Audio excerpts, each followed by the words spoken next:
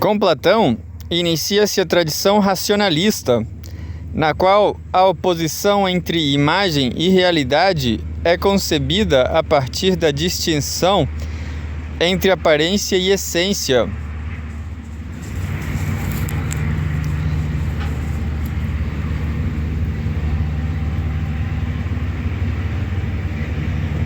Enquanto os órgãos dos sentidos, por meio da sensação e da percepção, alcançam apenas as imagens das coisas e, portanto, sua aparência, em geral ilusória e deformada, a razão ou o entendimento alcança a realidade. Conhecendo as ideias das coisas, isto é, suas essências, o seu sentido real, concreto e verdadeiro. Em contrapartida, com Epicuro e Lucrécio, inicia-se a tradição empirista, palavra derivada do grego empeiria, que significa experiência sensorial ou as sensações. Nessa tradição, não é feita a oposição entre imagem e ideia. Uma ideia é uma reunião ou uma composição de imagens entre aparência, nem entre aparência e essência, mas apenas entre imagens ilusórias ou deformadas e imagens verdadeiras. Concebe-se o conhecimento como um processo de abstração, graças ao qual separamos nas imagens traços comuns ou propriedades comuns e estabelecemos relações entre imagens segundo sua repetição, sua contiguidade espacial ou sua sequência temporal.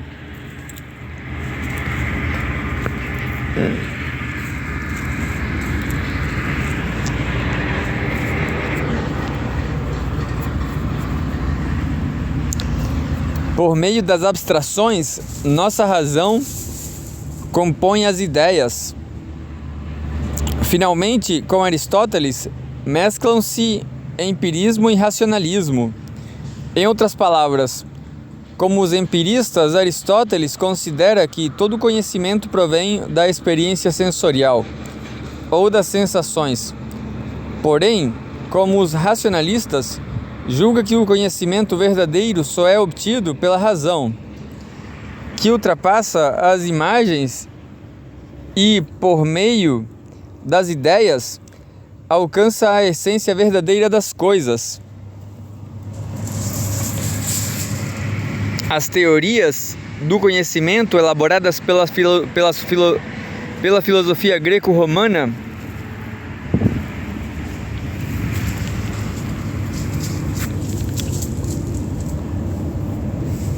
embora diferentes e até mesmo opostas, nos levam a dar atenção a algo que é comum às palavras que mencionamos aqui. Todas essas palavras estão referidas à visão e à linguagem, ou têm origem na visão ou na linguagem, ou seja, todas exprimem atos corporais, e até mesmo quando Platão opõe corpo e espírito, imagem e ideia, aparência e essência, concebe o ato intelectual do conhecimento tendo como modelo o olhar ou o ato de ver. Conhecer por imagens é perceber, ou seja, imaginar é perceber, pois a percepção é simplesmente o conhecimento das imagens das coisas. Porém, imaginar também é fantasiar, pois a fantasia interioriza as imagens percebidas e com as imagens interiores inventa o que não existe. Assim, a imagem surge como passiva ou reprodutora quando imaginar é perceber, e como ativa e criadora quando imaginar é fantasiar. Nos dois casos, porém, trata-se de algo que se realiza fundamentalmente no corpo, pelo corpo, com o corpo e cujo resultado é um corpo. Ainda que este segundo corpo, ou o corpo em imagem, seja um corpo diáfano, como na música e na poesia, ou um corpo glorioso, como na pintura, na escultura, na dança, é possível assim ver o parentesco que sempre uniu a imaginação e o espetáculo.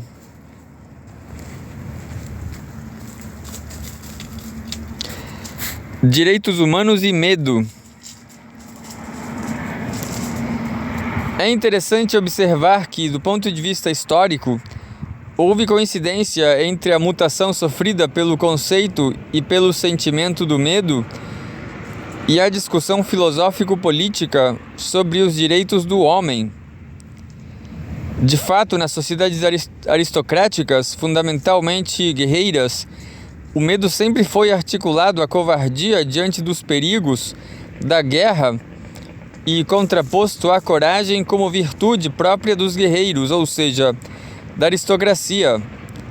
O medo, vício dos covardes, aparecia como excepcional e vergonhoso entre os aristocratas, mas como algo natural e essencial à plebe, tradicionalmente definida como algo natural e essencial à plebe, tradicionalmente definida como covarde e temerosa. O advento da sociedade burguesa introduz a mudança dos valores éticos e sociais, transformando também a maneira de definir e de localizar o medo, que deixa de ser o vício característico da plebe para tornar-se um sentimento comum a todos os homens. A distinção anterior entre virtudes e vícios dos grandes entre virtudes e vícios dos grandes e virtudes e vícios dos pequenos vai se apagando e surge em seu lugar a imagem dos indivíduos iguais, sujeitos por natureza às mesmas paixões, capazes dos mesmos vícios e virtudes. Isso é compreensível em uma sociedade na qual a divisão social tende a ser ocultada pela imagem da igualdade natural de seus membros e na qual a realidade passa a alojar-se não mais na figura da comunidade, mas na do indivíduo. Tal como Descartes universaliza a razão ao afirmar que o bom senso é a coisa mais bem repartida entre os homens.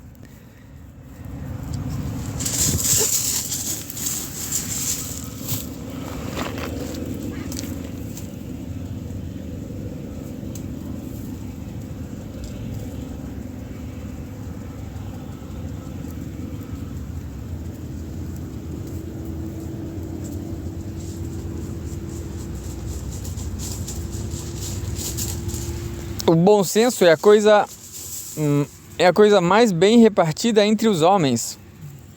Assim também a sociedade burguesa universaliza as paixões, os vícios e as virtudes, resultando na afirmação de que, por natureza, todos os homens estão sujeitos ao medo. Mas não só isto. A sociedade moderna, sabemos, nasce quando desaparecem tanto a imagem como a realidade da comunidade.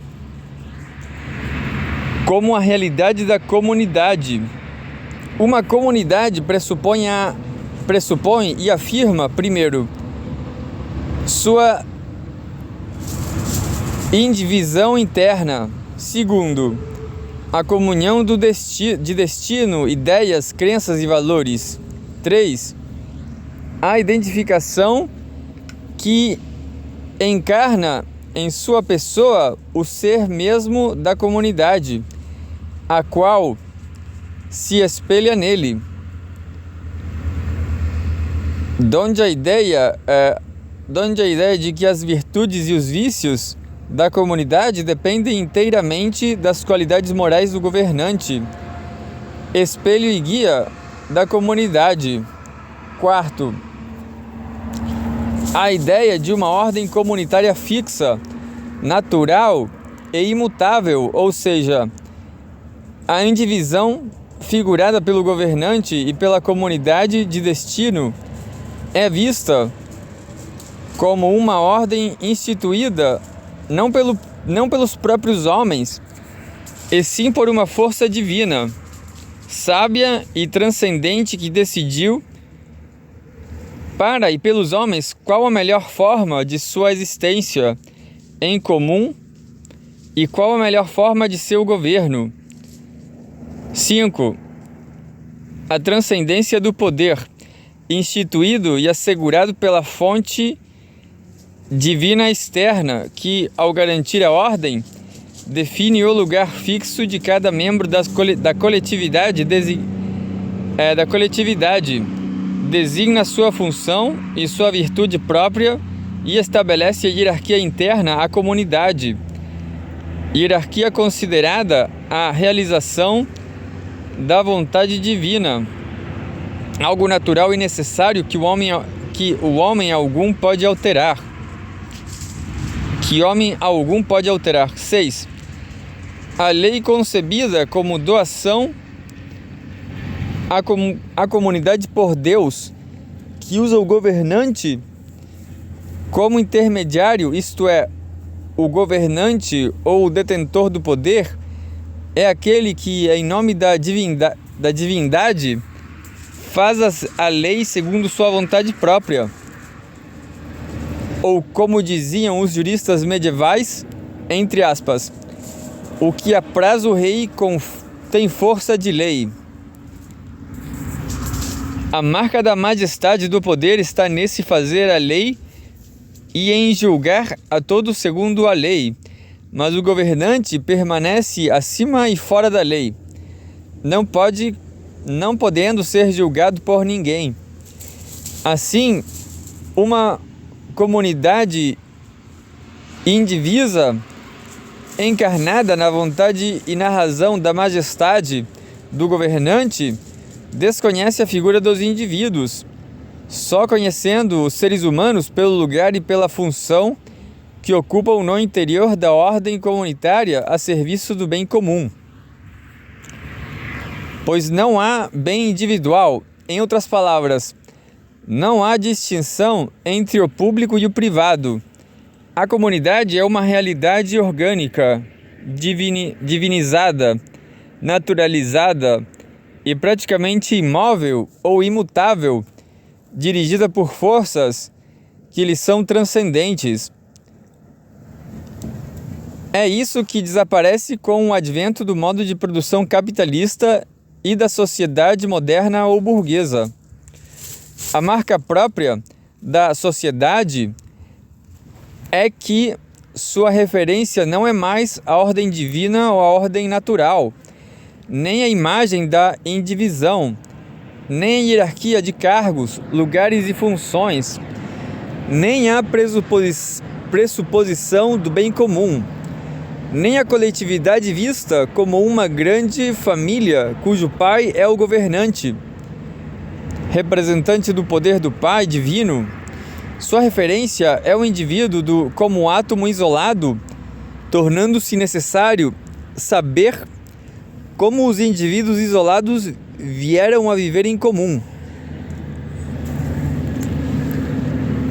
Isto é, como surgiu a sociabilidade. Na busca de uma resposta a essa questão, a ideologia burguesa elaborou as teorias do contrato social e do pacto social. A indivisão, referência da comunidade, é substituída pelos primeiros pensadores modernos pela divisão interna, ou, como diz Maquiavel em O Príncipe, toda cidade é constituída pela divisão entre dois desejos opostos: o desejo dos grandes de comandar e oprimir, e o desejo do povo de não ser oprimido nem comandado. O mais importante, porém, é que a sociedade já não pode referir-se a uma força externa transcendente para explicar sua origem, sua forma, a existência do poder e da lei, a existência das desigualdades e dos conflitos. Ou seja, a marca fundamental da sociedade moderna encontra-se no fato de que não pode colocar sua origem na vontade de Deus, mas é forçada a reconhecer que as relações sociais, o poder e a lei são produzidos pela própria sociedade ou pela própria ação social dos homens divididos. Seja como indivíduos isolados, seja como indivíduos separados em grandes opressores e povo que não deseja ser oprimido.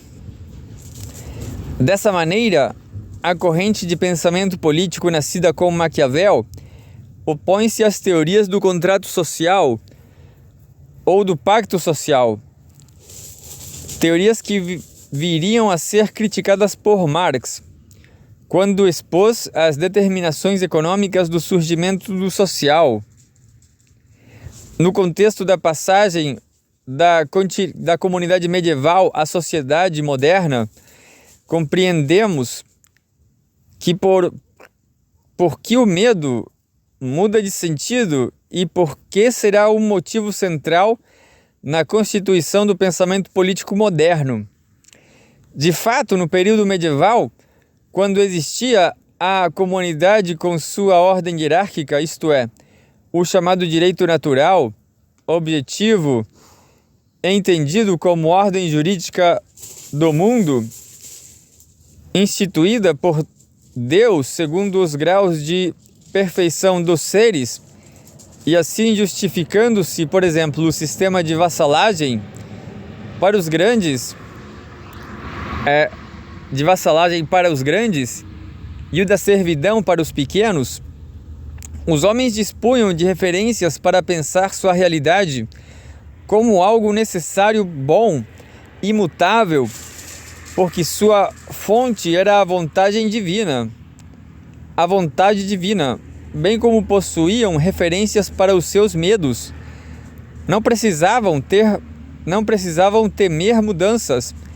A ordem jurídica e hierárquica do mundo havia sido fixada por Deus desde a eternidade, mas tinham medo da existência de forças maléficas que quisessem mudar a comunidade, isto é, temiam o tirano e o diabo. Aliás, consideravam o diabo um tirano e o tirano um homem diabólico. Além do medo do tirano e do diabo, isto é, dos poderes perversos dos homens, os homens também tinham medo de Deus, a força que criou e que conservava a comunidade e os próprios homens. Não é casual, por exemplo, que o cristianismo defina o ateu como aquele que não tem o temor de Deus. Poder-se-ia dizer que, enquanto existia a comunidade, os medos eram muito precisos. Tinha-se medo do fim da comunidade por obra da guerra, do tirano ou do demônio, de perder os favores de Deus, cuja cólera se manifestava em castigos diante dos quais os humanos eram impotentes. Cólera figurada pelos 4 cavaleiros do Apocalipse: fome, peste, guerra e morte. Temia-se o inferno, isto é, perder a alma na eternidade. Havia o temor aos detentores do poder político e teológico, já que estes, mediante uma acusação, podiam julgar alguém culpado sem direito à defesa. E aquele que fosse julgado culpado pelos representantes de Deus na comunidade estava condenado por toda a eternidade, e tinham medo de tudo quanto pudesse surgir como obra do inimigo de Deus, isto é, do demônio. Feiticeiras, magos, bruxos, hereges, ateus, livre-pensadores.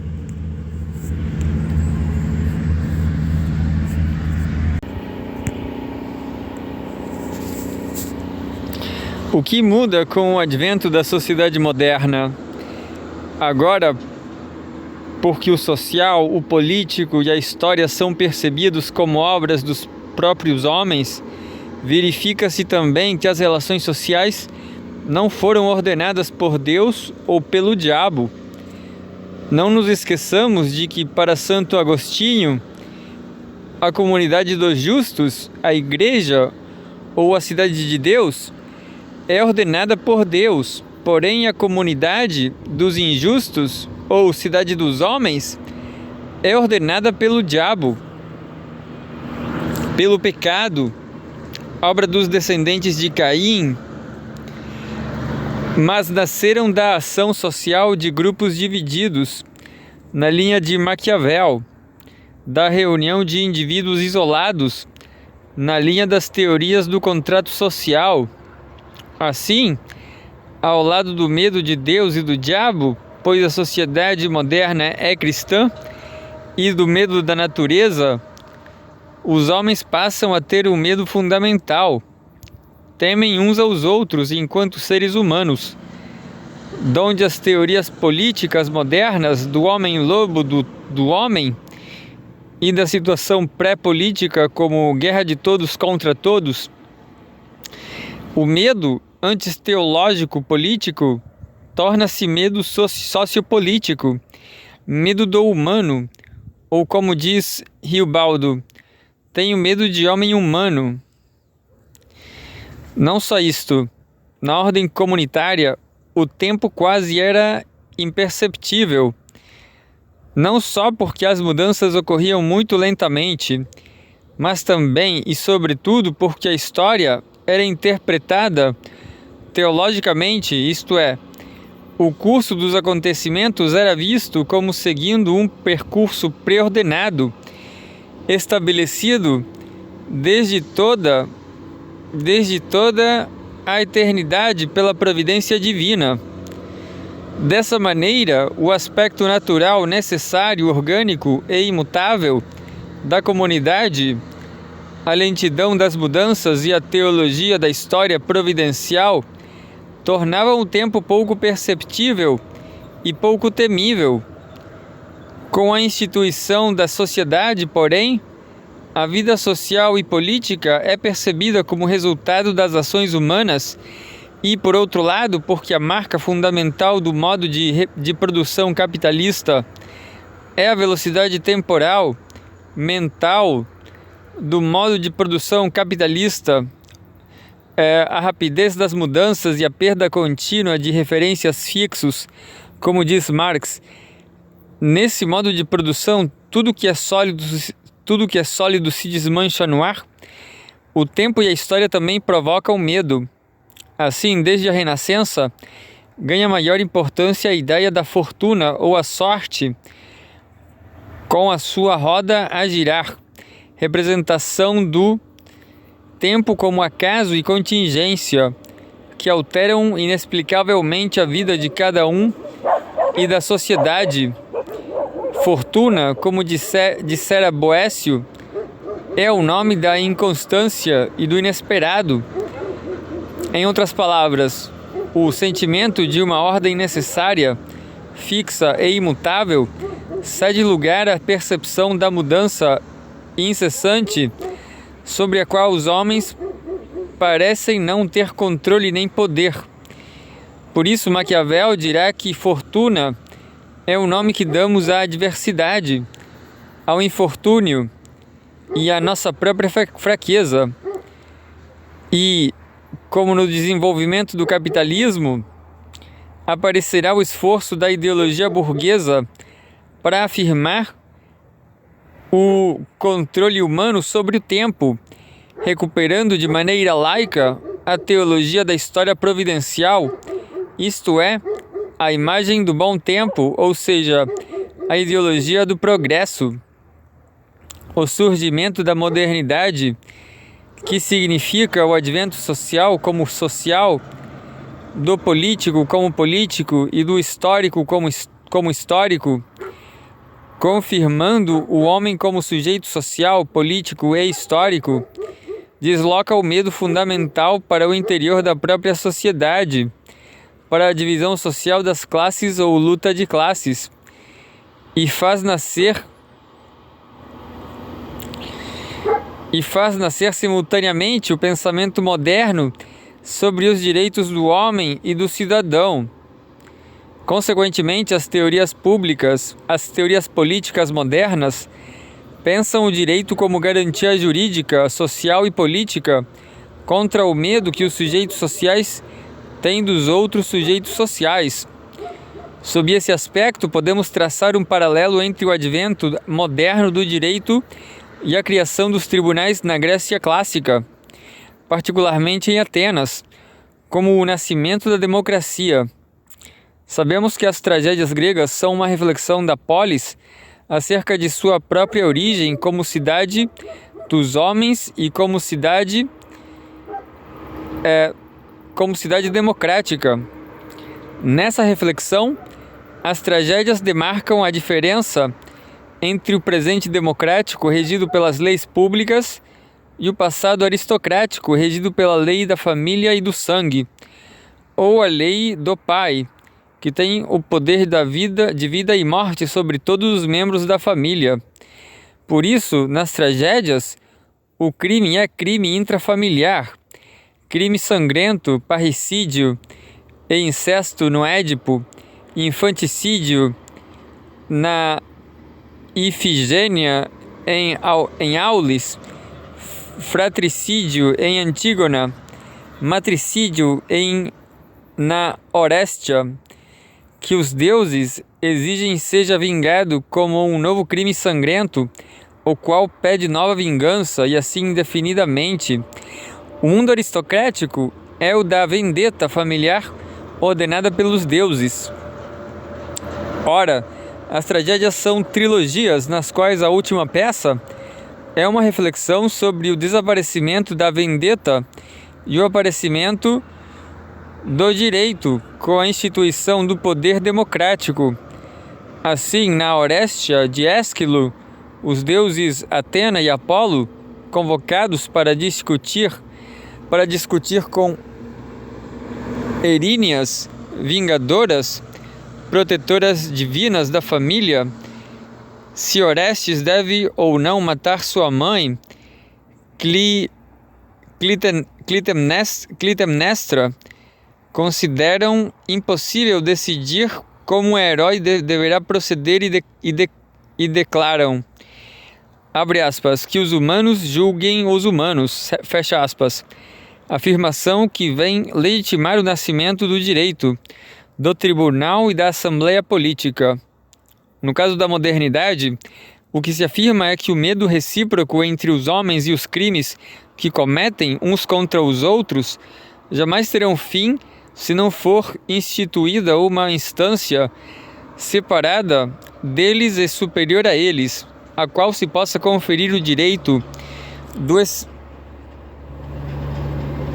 do exercício da coerção e da vingança impessoais, cuja consecução depende da clara definição dos direitos e deveres dos homens enquanto indivíduos vivendo em sociedade, mas também da clara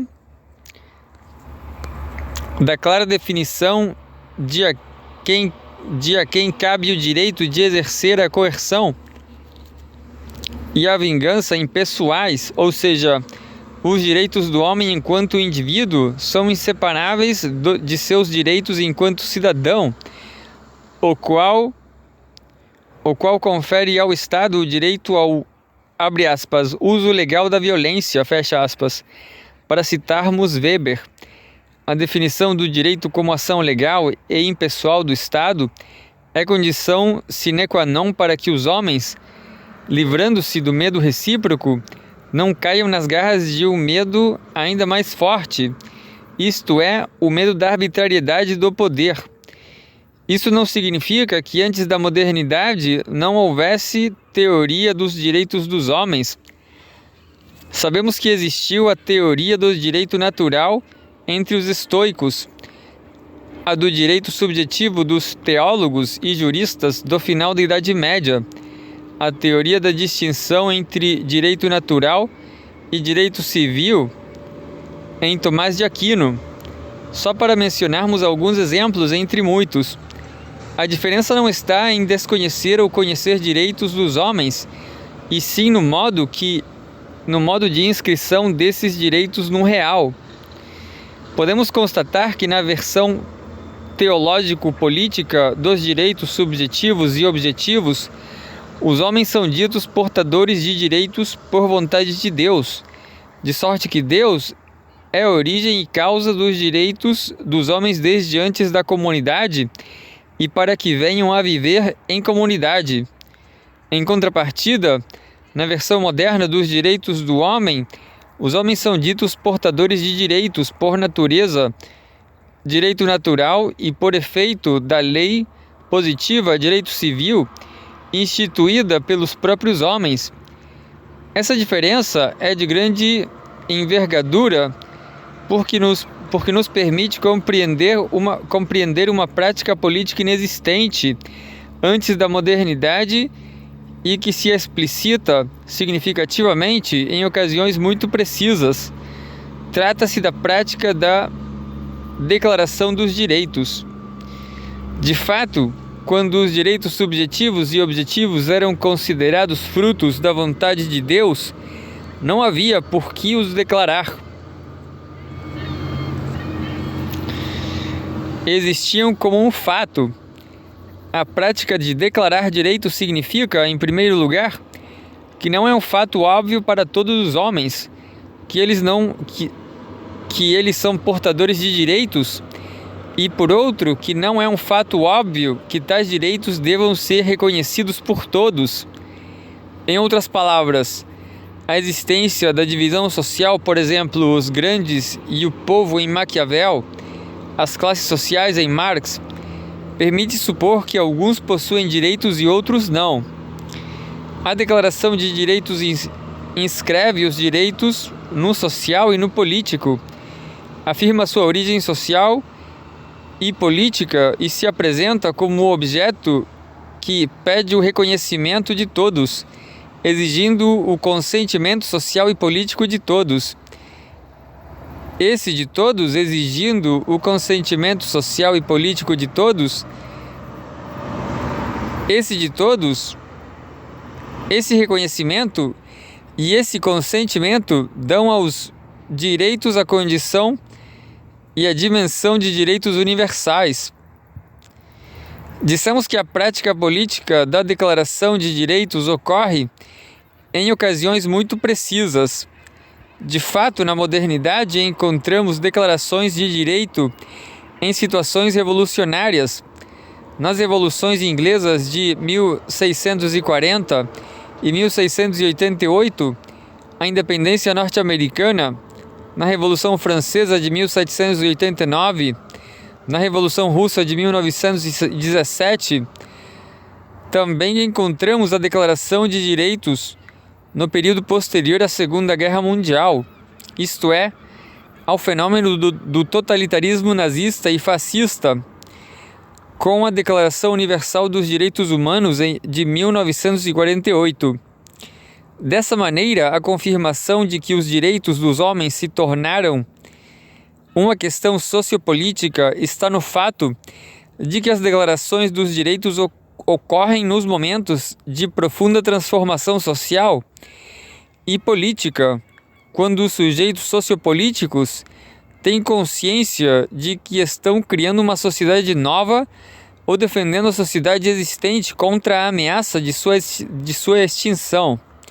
Enfim, o fato de que os direitos precisem ser declarados e que sejam declarados nessas ocasiões indica que há relações profundas entre os direitos humanos e a forma do poder, as definições da violência e do crime e o medo.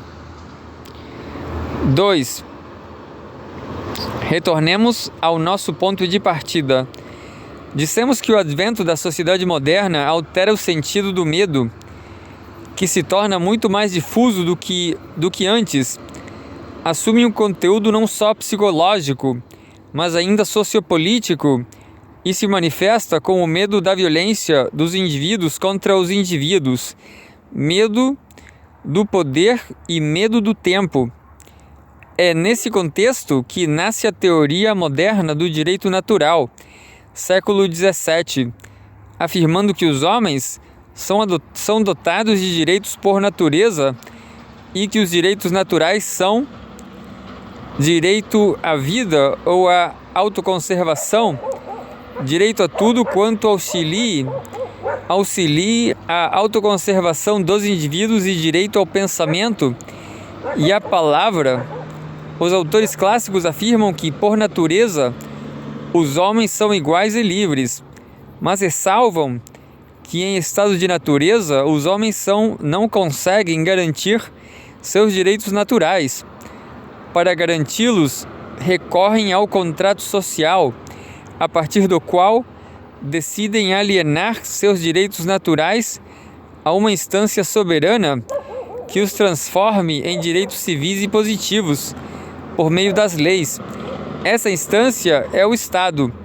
Não cabe aqui examinarmos as diferentes concepções clássicas da teoria do direito natural e civil, da teoria do contrato social e da teoria do Estado como legislador e árbitro. O ponto que nos interessa aqui é apenas aquele no qual os teóricos modernos tendem a identificar o estado de natureza com o estado do medo generalizado e a ideia de que a criação do direito civil e do Estado é um feito racional, ditado pelos interesses dos homens em face do medo da violência. Esse ponto nos interessa porque a admissão do Estado como instância racional capaz de, pelas leis e pelo direito positivo, garantir a vida, a igualdade e as liberdades dos homens articulará a teoria jurídica a três vertentes políticas antagônicas. Vertente republicano-democrática. Julga que o direito civil só poderá garantir os direitos naturais se mantiver os dados que constituem tal direito, isto é, a igualdade e a liberdade. Vertente da monarquia constitucional. Considera que somente o poder legal centralizado no monarca e nas instituições monárquicas é capaz de assegurar os direitos naturais. Vertente absolutista. Tende a apagar os direitos naturais e os civis e a assumir perante o constitucionalismo moderno as características da tirania.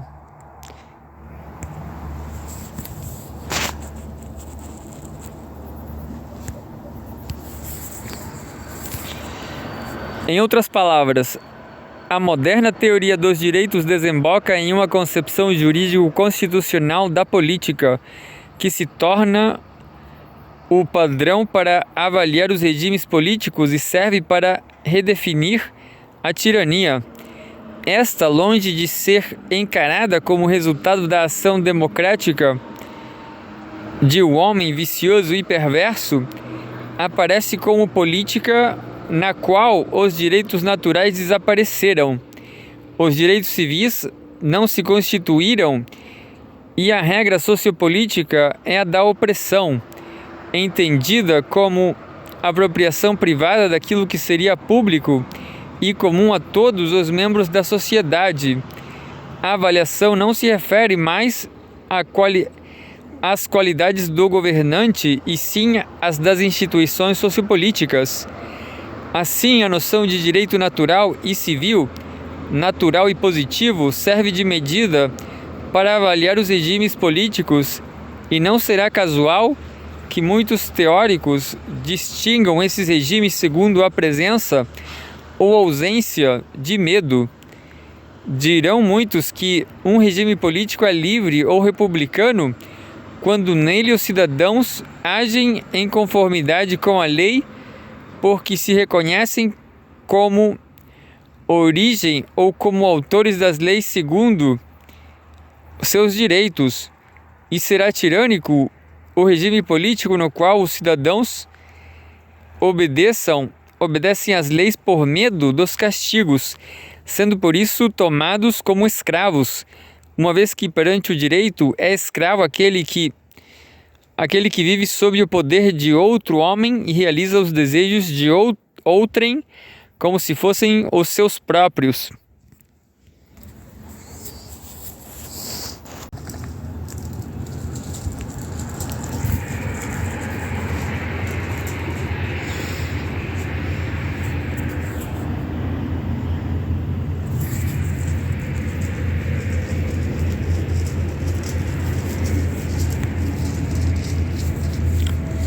A existência das três vertentes do pensamento político é importante para compreendermos o ressurgimento e o fortalecimento das teorias do direito natural e do direito civil nas discussões do pensamento da Ilustração.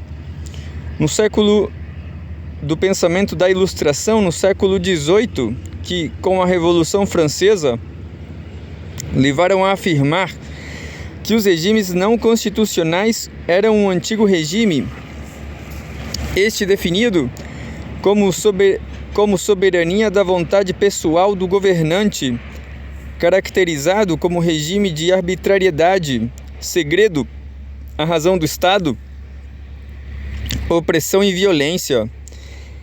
É descrito como fundado no medo.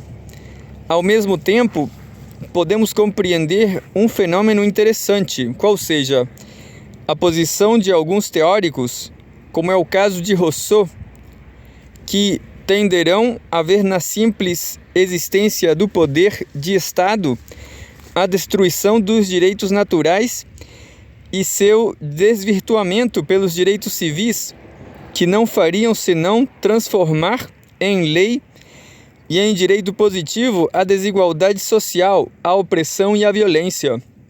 Dessa forma, ao otimismo dos teóricos clássicos do século XVII se contrapõe o pessimismo de muitos pensadores do século XVIII, que viram no Estado a impossibilidade de concretizar os direitos dos homens, pois seria instrumento da opressão dos mais fracos pelos mais fortes. Além de retomarmos essa problemática, que será a terceira parte de nossa exposição, examinemos o otimismo dos humanos da Renascença e dos pensadores clássicos do século XVII. Humanistas e clássicos, como vimos, propuseram a dessacralização da realidade sociopolítica e conceberam a sociedade a partir de suas divisões internas, seja como lutas entre indivíduos, seja como diferença entre os grandes e o povo, quer sejam contratualistas como Hobbes, Grotius, Locke e Pufendorf, quer não sejam contratualistas como Maquiavel, Bodin e Spinoza, quer defendam a república como regime monárquico, quer a defendam como regime democrático. Os pensadores do século XVI e XVII estão convencidos de que a possibilidade de vencer o medo reinante entre os homens encontra-se na satisfação de três condições. Primeiro, no desenvolvimento da razão com vitória contra preconceitos e superstições, liberando o espírito dos homens de medos trazidos sobretudo pela religião e pela ignorância. 2. Na criação do poder como poder público e legal, que nascido do consentimento de seus criadores, seja por eles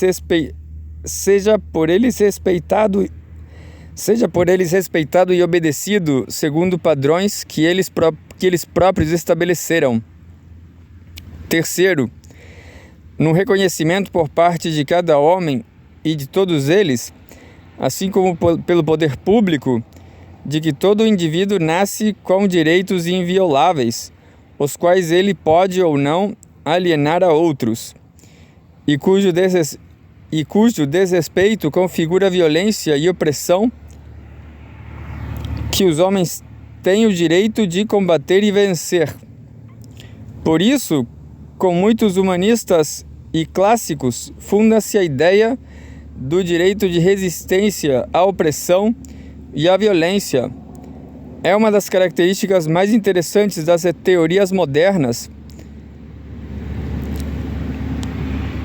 E uma das características mais interessantes das teorias modernas está no fato de conterem em si mesmas uma teoria do direito como o direito a resistir à violência. Finalmente, outro ponto importante nessas teorias é que, em sua maioria, com exceção talvez de Pufendorf, não constituem teorias jurídicas da política, a política instituída a partir das regras do direito, e sim teorias políticas que carregam em seu interior forte componente jurídico. A política como garantidora de direitos naturais e instituidora das regras do direito civil. São teorias que colocam os direitos naturais e os direitos civis no centro da ação política e conferem à noção de lei o papel de eliminar o medo social e político. Isso significa que a posição de um polo político separado da sociedade, o poder político ou o Estado, no qual ela possa superar suas divisões internas e perceber-se unificada, confere à legalidade o estatuto da legitimidade. A lei se anuncia como a visibilidade sociopolítica da justiça.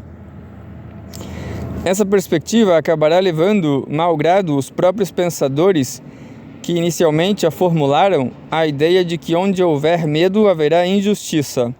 Onde houver injustiça, haverá ilegalidade. Onde houver ilegalidade, haverá tirania, e onde houver tirania, haverá o direito de resistência por parte dos cidadãos, que poderão rebelar-se e restaurar a igualdade e a liberdade que os define naturalmente.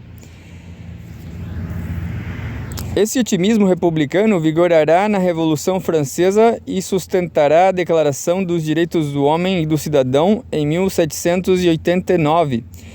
Esse otimismo da classe burguesa ascendente desaparecerá quando, no século XIX, os movimentos populares e proletários revelarem a injustiça das leis e a inexistência concreta dos direitos declarados nas várias revoluções. Os trabalhadores são vistos como classe perigosa e dão medo. 3. Sabemos que um dos pontos mais importantes da discussão de Marx sobre a sociedade moderna encontra-se na questão sobre o poder. Marx indaga como se dá a passagem da relação pessoal de dominação existente na família sob a vontade do pai e na comunidade sob a vontade do chefe, a dominação impessoal por meio do Estado e, portanto, por meio da lei e do direito? Como se explica que a relação social de exploração econômica se apresente como relação política de dominação legal, jurídica e impessoal? Como se explica que vivamos em sociedades nas quais as desigualdades econômicas, sociais, culturais e as injustiças políticas não se apresentam como desigualdades nem injustiças, porque a lei e o Estado de Direito afirmam que todos são livres e iguais? Como explicar que as desigualdades, a exploração e a opressão que definem as relações sociais no plano da sociedade civil não apareçam dessa maneira nas relações políticas definidas a partir do Estado, pela lei e pelo direito? Como explicar que o direito produza a injustiça? Como explicar que o Estado funcione como aparato policial repressivo, cause medo, em vez de nos livrar do medo?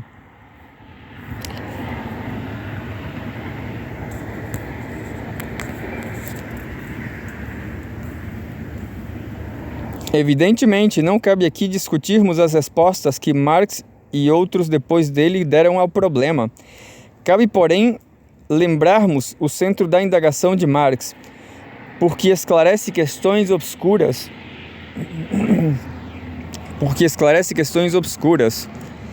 Uma das respostas de Marx às suas próprias perguntas é bastante conhecida.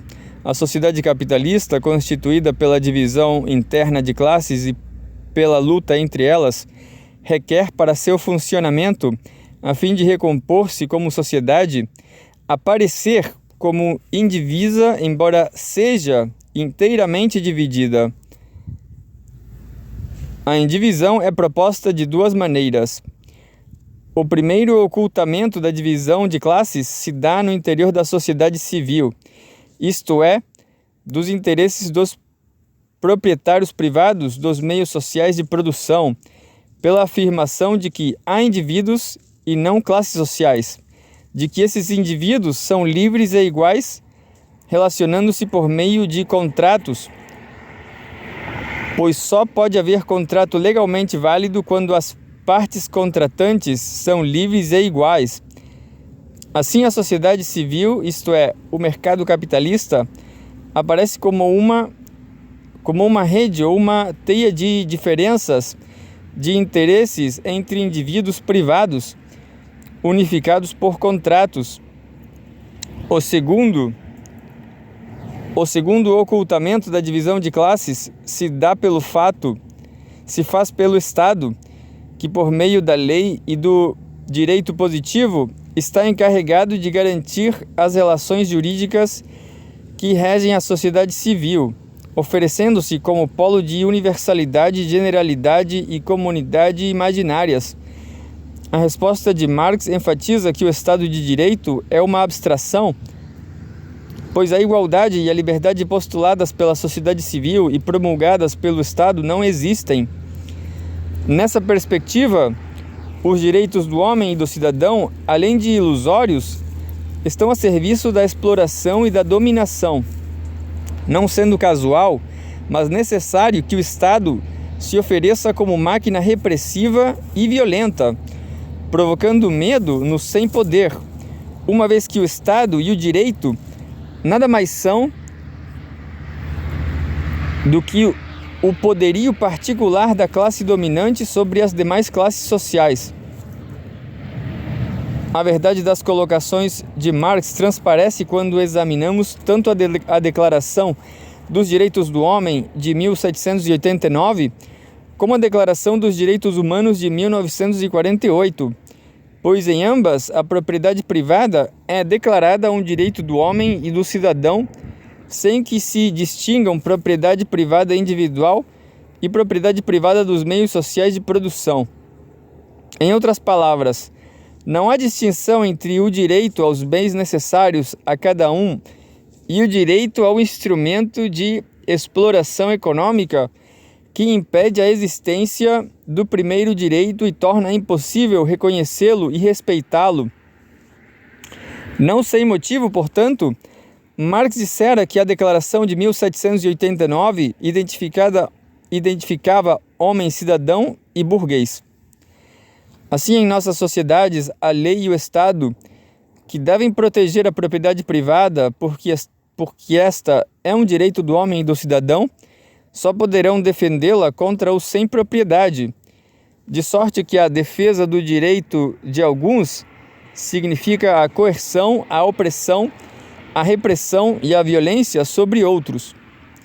No caso sobre a maioria.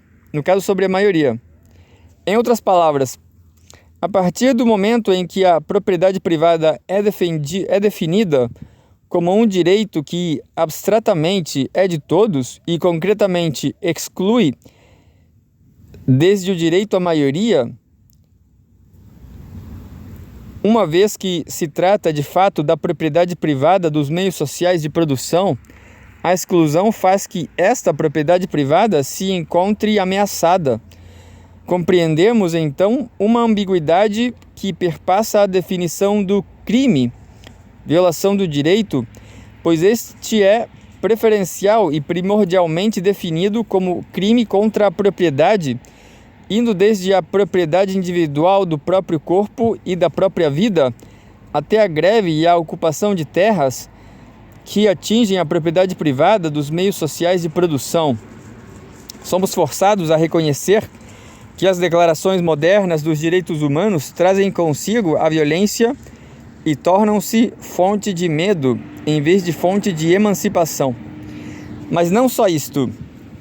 As declarações dos direitos do homem e do cidadão afirmam que os homens são seres racionais e que são seus direitos o uso da razão, a liberdade de pensamento e de expressão, a liberdade de opinião.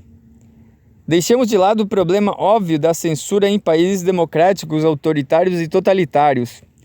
Indaguemos que nas sociedades contemporâneas esses direitos podem ser respeitados.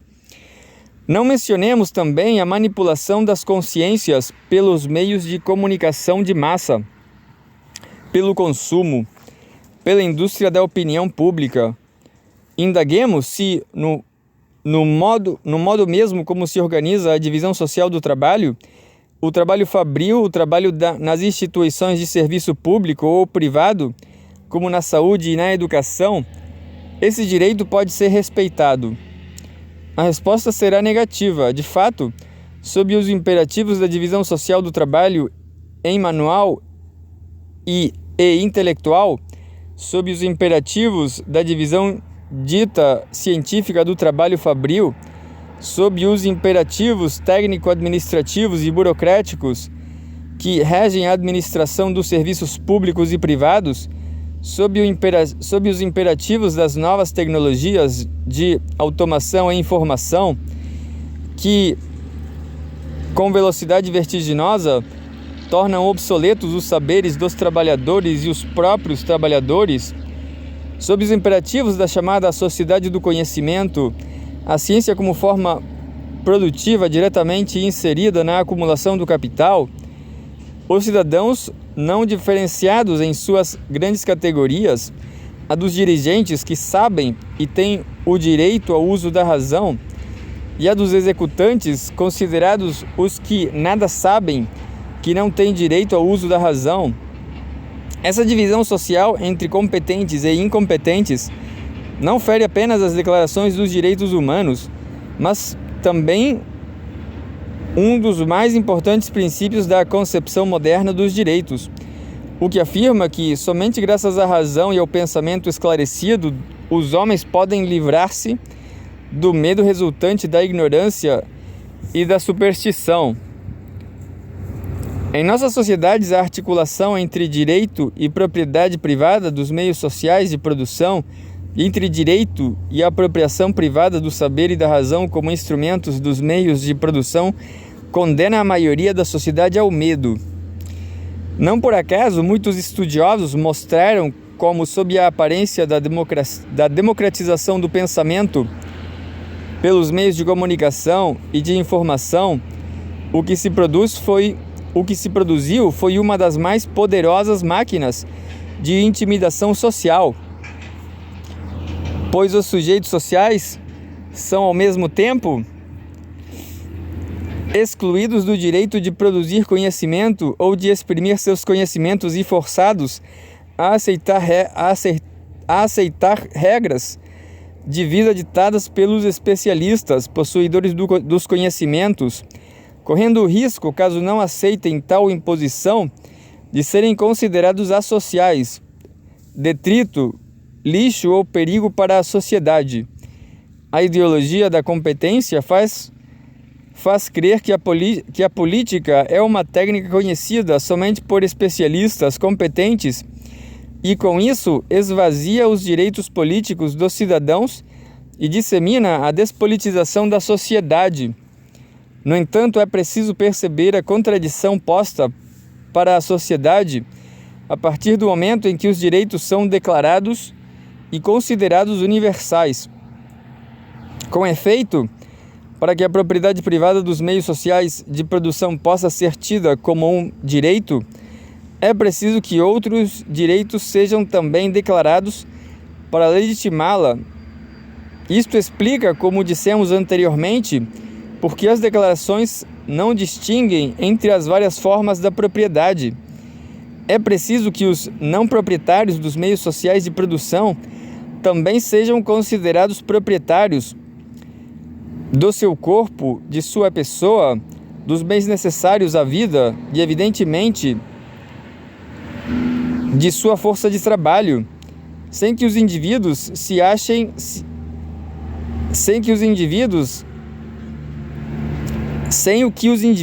não se acham validados para relações firmadas em contratos, pois, como já dissemos, a relação contratual exige que as partes sejam livres e iguais, constituindo o contrato em ato livre e de consentimento entre as partes. Por outro lado, para que o mercado receba mão de obra qualificada, é preciso assegurar o aprendizado, alguma escolarização. Daí declarar-se que os homens são todos seres racionais. Ora, é preciso não esquecer que a razão afirma o direito de pensar, falar e opinar. Além disso, como o contrato de trabalho pressupõe a liberdade, os homens são declarados livres, sendo racionais e livres todos os homens. Portanto, têm o direito à liberdade de pensamento, de opinião, de crença e de expressão. Porém, visto que a sociedade está dividida em classes em luta, nem todos podem exercer esse direito sem ser criminalizados. As leis de censura se encarregam da limitação do direito ao uso da razão. Mais eficaz do que a censura, no entanto, é a ideologia da competência, cuja fórmula poderia ser assim resumida: não é qualquer um que tem o direito de pensar e dizer qualquer coisa em qualquer lugar e em qualquer tempo para quaisquer outros. Poderíamos prosseguir, mas isso já é o bastante. O que queremos observar é que cada direito, uma vez declarado, abre o campo para a declaração de novos direitos, e essa ampliação das declarações de direitos entra em contradição com a ordem estabelecida, que a cada passo encontra meios para bloquear ou frear o exercício de direitos declarados.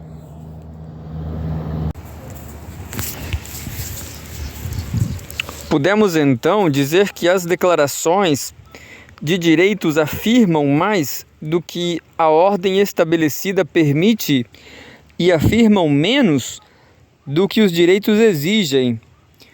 Essa discrepância abre uma brecha para pensarmos a dimensão democrática dos direitos. Nessa brecha poderemos também ver a nova relação entre medo e direitos humanos. 4. Em uma sociedade como a brasileira, podemos falar em uma divisão social do medo, isto é, as diferentes classes sociais têm medos diferentes. A classe dirigente teme perder o poder e seus privilégios. A classe dominante teme perder riquezas, bens, propriedades. A classe média teme a pobreza, a proletarização, a desordem. A classe trabalhadora teme o desemprego, a morte cotidiana, a violência patronal e policial, a queda vertiginosa na marginalidade, na miséria absoluta, a arbitrariedade dos poderes constituídos. Essa diferença dos medos é reveladora.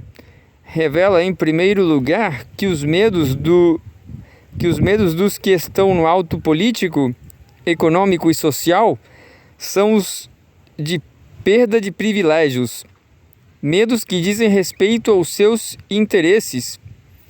Em contrapartida, os medos dos que estão no baixo político, econômico e social são de queda na desumanização, medos de perder a condição humana e, por isso, medos que dizem respeito aos seus direitos. Mais do que isto, as classes populares não chegam a falar em nome dos direitos.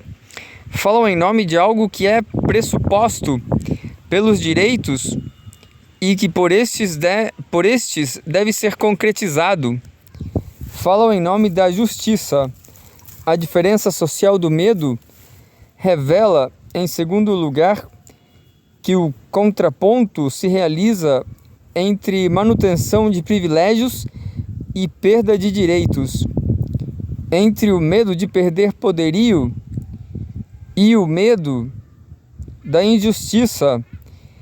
E esse contraponto é, por seu turno, revelador da natureza da sociedade brasileira, isto é, que vivemos em uma sociedade profundamente autoritária. O que é a sociedade brasileira enquanto sociedade autoritária? É uma sociedade que conheceu a cidadania através de uma figura inédita, o senhor de escravos cidadão, o senhor de escravos cidadão, e que concebe a cidadania como privilégio de classe, fazendo-a ser uma concessão regulada e periódica da classe dominante às demais classes sociais, que poderá ser-lhes retirada quando os dominantes assim o decidirem. É uma sociedade na qual as diferenças e assimetrias sociais e pessoais são imediatamente transformadas em desigualdades, e estas, em relação de hierarquia, mando e obediência, situação que vai da família ao Estado, atravessa as instituições públicas e privadas, permeia a cultura e as relações interpessoais. Os indivíduos se distribuem imediatamente em superiores e inferiores, ainda que alguém superior em uma relação possa tornar-se inferior em outras, dependendo dos códigos de hierarquização que regem as relações sociais e pessoais. Todas as relações tomam a forma da dependência, da tutela, da concessão, da autoridade e do favor, fazendo da violência simbólica a regra da vida social e cultural. Violência tanto maior porque invisível sob o paternalismo e o clientelismo, considerados naturais e por vezes exaltados como qualidades positivas do caráter nacional. É uma sociedade na qual as leis sempre foram armas para preservar privilégios e o melhor instrumento para a repressão e a opressão, jamais definindo direitos e deveres concretos e compreensíveis para todos. No caso das camadas populares, os direitos são sempre apresentados como concessão e outorga feitas pelo Estado, dependendo da vontade pessoal ou do arbítrio do governante. Situação claramente reconhecida pelos trabalhadores quando afirmam que, abre aspas, a justiça só existe para os ricos, fecha aspas. Situação que também penetra em uma consciência social difusa, que se exprime no dito muito conhecido, abre aspas, para os amigos tudo, para os inimigos a lei, fecha aspas. Como consequência, é uma sociedade na qual as leis sempre foram consideradas inúteis, inócuas, feitas para ser violadas, jamais transformadas ou contestadas, e onde a transgressão popular é violentamente reprimida e punida, enquanto a violação pelos grandes e poderosos sempre permanece impune. Nessa sociedade não existe nem a ideia, nem a prática da representação política autêntica. Os partidos políticos sempre tomam a forma clientelística, a relação sendo a de tutela e, no caso das esquerdas vanguardistas, a relação sendo a de substituição pedagógica. A vanguarda, entre aspas, esclarecida, tomando o lugar da classe universal, entre aspas, atrasada. Disso vemos marcas profundas na vida intelectual e artística. Os intelectuais, na maioria oriundo das classes médias urbanas, oscilam entre a posição de ilustrados, definindo para si próprios o, abre aspas, direito ao uso público da razão, fecha aspas, isto é, a opinião pública, e de vanguarda revolucionária, definindo para si próprios o papel de educadores da classe trabalhadora, mas sempre fascinados pelo poder identificado ao Estado e pela tutela estatal, reduzindo-se a, entre aspas, funcionários do universal, para usarmos a expressão de Hegel, isto é, a burocracia, como lembra Marx. Embora desejassem a posição de funcionários da razão na história, é uma sociedade, consequentemente, na qual a esfera pública nunca chega a constituir-se como pública, definida sempre e imediatamente pelas exigências do espaço privado, de sorte que a vontade e o arbítrio são as marcas dos governos e das instituições públicas, donde o fascínio dos teóricos e dos agentes da modernização pelos modelos tecnocráticos que lhes parecem dotados da impessoalidade necessária para definir o espaço público, donde também a esdrúxula designação do autoritarismo brasileiro e latino-americano em geral, pelos cientistas políticos que o designaram nos anos 70 como, entre aspas, novo autoritarismo, porque a figura do caudilho carismático populista estava ausente, sem que percebessem que o autoritarismo é social ou a forma mesma da estrutura da sociedade.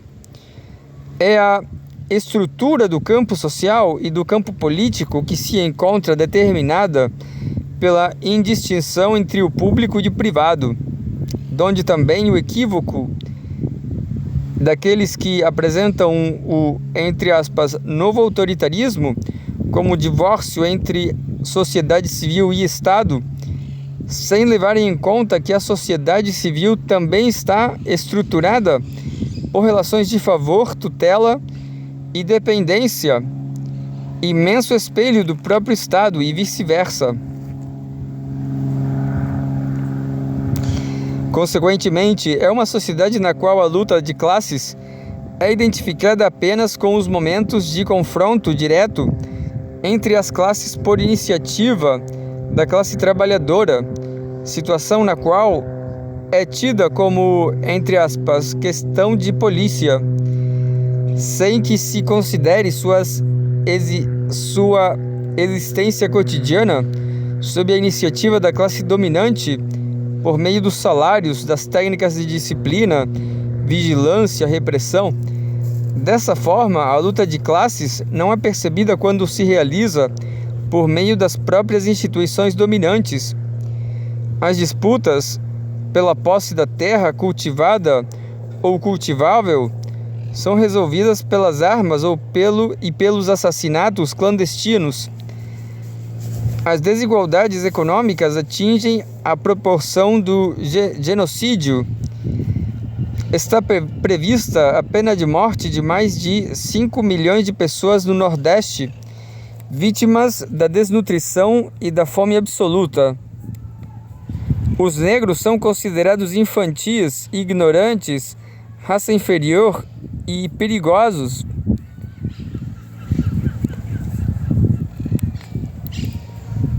Representados na cultura letrada branca pela imagem do Arlequim e em uma inscrição gravada na Escola de Polícia de São Paulo, são assim definidos, abre aspas, um negro parado é suspeito, correndo é culpado, fecha aspas.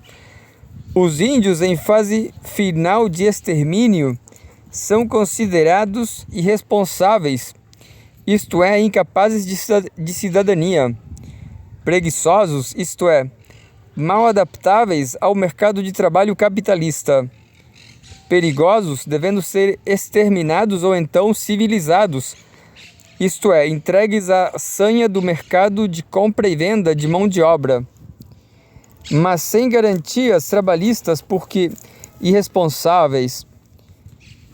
E ao mesmo tempo, desde o romantismo, a imagem índia é apresentada pela cultura letrada como heróica e épica, fundadora da raça brasileira. Os trabalhadores rurais e urbanos são considerados ignorantes, atrasados e perigosos, estando a polícia autorizada a parar qualquer trabalhador nas ruas, exigir a carteira de trabalho e prendê-lo, entre aspas, para averiguação. Caso não esteja carregando identificação profissional, se for negro, além de carteira de trabalho, a polícia está autorizada a examinar-lhes as mãos para verificar se apresentam, abre aspas, sinais de trabalho e a prendê-lo caso não encontre os supostos sinais. Há casos de mulheres que recorrem à justiça por espancamento ou estupro e são violentadas nas delegacias de polícia, sendo ali novamente espancadas e estupradas pelas autoridades. Isto para não falarmos da tortura nas prisões de homossexuais, prostitutas e pequenos criminosos. Em uma palavra, as classes que a ciência política sintomaticamente chama de subalternas o são de fato e carregam os estigmas da suspeita, da culpa e da incriminação permanentes. Situação ainda mais aterradora quando nos lembramos de que os instrumentos criados para a repressão e tortura dos prisioneiros políticos foram transferidos para o tratamento diário da população trabalhadora, o que impera uma ideologia segundo a qual a miséria é causa de violência. As classes ditas, entre aspas, desfavorecidas, sendo consideradas potencialmente violentas e criminosas. Preconceito que atinge profundamente os habitantes das favelas, estigmatizados não só pelas classes média e dominante, mas pelos próprios dominados, abre aspas. Sem sombra de dúvida, o padrão de moradia reflete todo um complexo processo de segregação e discriminação presente numa sociedade plena de contrastes acirrados. De uma forma mais ou menos acentuada, este processo perpassa todos os patamares da pirâmide social, em que os mais ricos procuram diferenciar-se e distanciar-se dos mais pobres. Mas a favela recebe de todos os outros moradores da cidade um estigma extremamente forte, forjador de uma imagem que condensa todos os males de uma pobreza que, por ser excessiva, é tida como viciosa e, no mais das vezes, também considerada perigosa. A cidade olha a favela como uma realidade patológica, uma doença, uma praga, um quisto, uma calamidade pública. Curiosamente, tais situações não são designadas por seu verdadeiro nome, isto é, como luta de classes, pois se trata da dominação de classes conduzida pela classe dominante, fato significativo de autoritarismo social, que encara essas situações como naturais ou, quando muito, na linguagem dos sociólogos, como, entre aspas, anomia. Não é menos significativo que políticos e jornalistas empreguem a expressão, entre aspas, luta de classe no singular, indicando que a luta e o conflito, quando se exprimem abertamente, são o feito da violência trabalhadora ou popular.